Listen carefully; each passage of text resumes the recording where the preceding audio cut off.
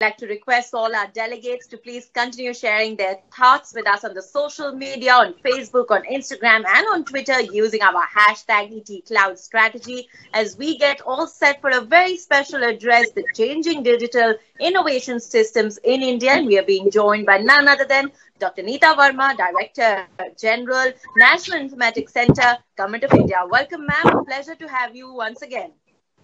Thank you. Good morning to all of you.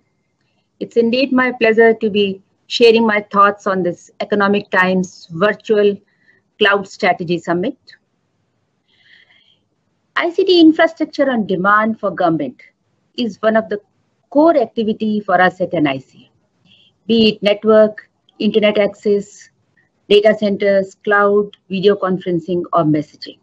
We provide these services to government through our 800 offices pan-India, right from central government to state government to district administration.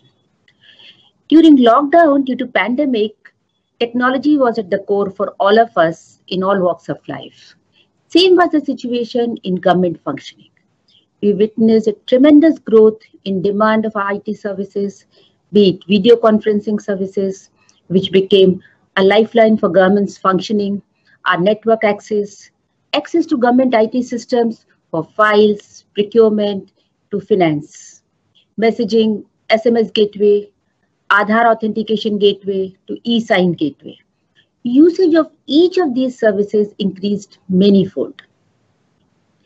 IT systems for citizens, whether it is direct benefit transfer to farmers, subsidy transfer to migrant laborers, social pensions, to public distribution system, to One Nation, One Ration card, launch of lot of new apps for COVID management. The fact we could support this growth and new demand seamlessly, primarily because most of these systems are powered by our own cloud setup across our data centers pan-India. Cloud is today at the core of our digital strategy in government.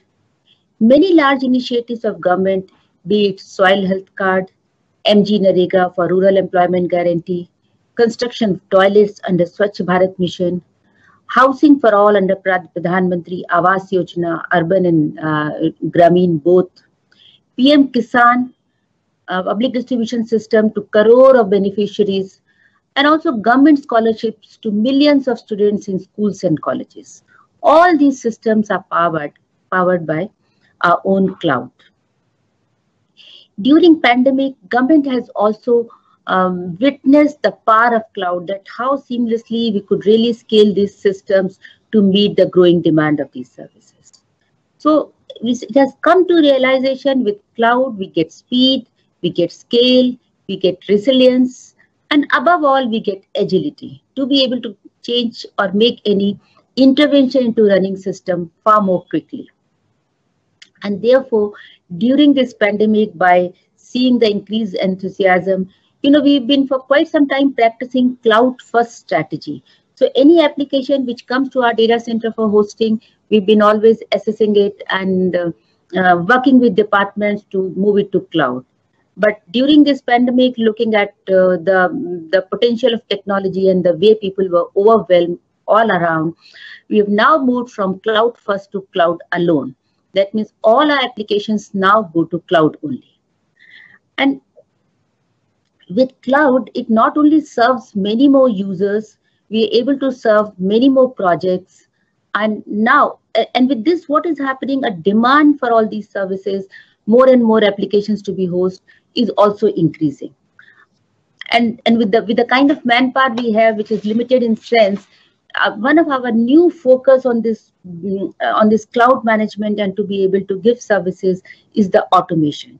So we've done a lot of internal automation on our cloud platform to be able to offer these services in almost self-service kind of a way. During this pandemic, we have also witnessed a surge in the consumption of government services online. We all have seen the way India has adopted education online, health consultations online, commerce online, acceleration and entertainment online during this pandemic. And which has also had its impact on government services being consumed online. To cater to these scales and for forecasting the kind of requirements which are going to come, today we are focusing on containers, Kubernetes, to bring another level of optimization of our resources and also bring a high order of agility and high order of speed. To couple this further, we are also building internal capacity on microservices and DevOps through our newly set up Center of Excellence on Microservices. And I think all this put together is really going to give a new acceleration to digital transformation with a lot of innovation.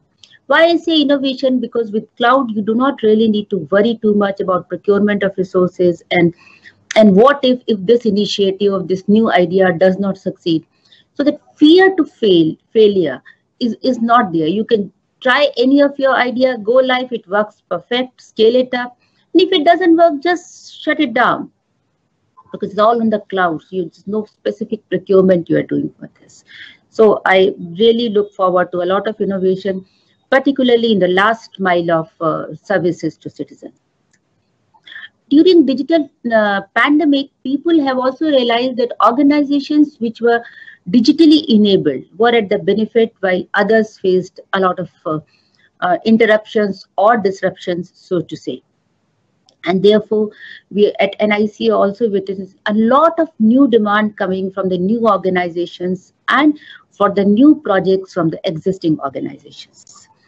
And now to help these people with the same set of resources, another new strategy or direction we are now adopting is trying to bring some of our most commonly used products and services into software as a service model. And to give you an example, we have a product platform called Secure Scalable Sugamya Website as a Service.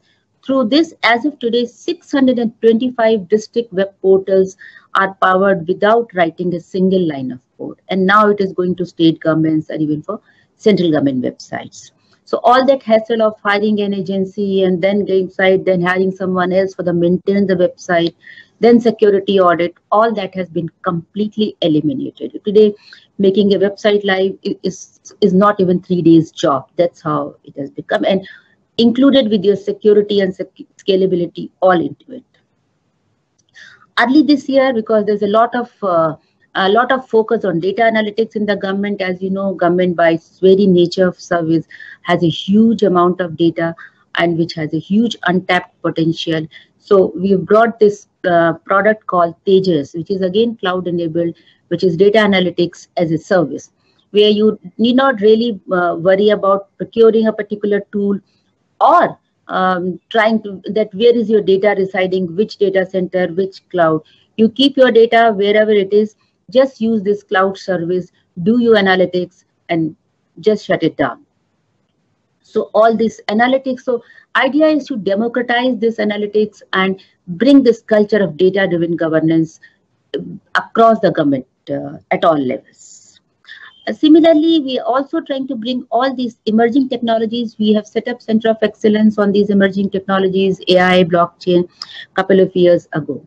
Now, to bring these technologies also for easy to use for government departments, we have recently launched these services also, AI as a service, whether it is machine learning or training your model through a deep learning, or you want to use an algorithm on face recognition, or you want to build your own bot. All these services are available on our cloud platform to any government department. Because we believe that offering these emerging technology services as a service to whole of government will help fast proliferation of these technologies across government, central to state to district, even sub-district also. And a lot of these initiatives which I have spoken about are possible only because there is a cloud underneath.